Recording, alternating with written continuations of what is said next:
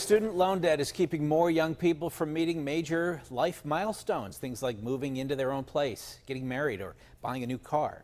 State Attorney General Josh Shapiro says the cycle has to be broken.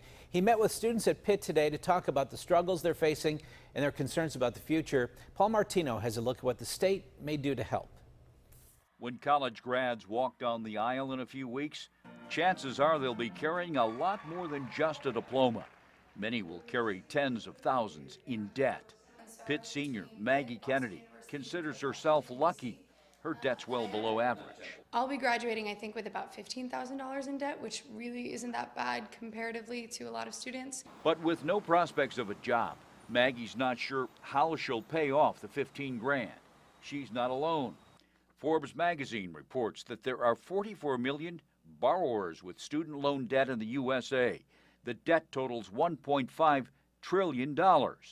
Here in Pennsylvania, we have the distinction of being second in the nation when it comes to student debt. There are nearly 2 million borrowers with an average debt of $36,000. We know how big of an issue it is to carry debt. Pennsylvania Attorney General Josh Shapiro met with the students at the University of Pittsburgh today to talk about ways to solve the student debt problem.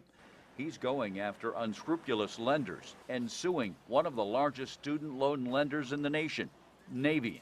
We allege in our lawsuit against Navient that they added $4 billion, like with a B, billion, $4 billion worth of extra costs on the backs of students and their families. He hopes to help students like Melissa Rosenwald, who says the now defunct Art Institute ripped her off for $88,000.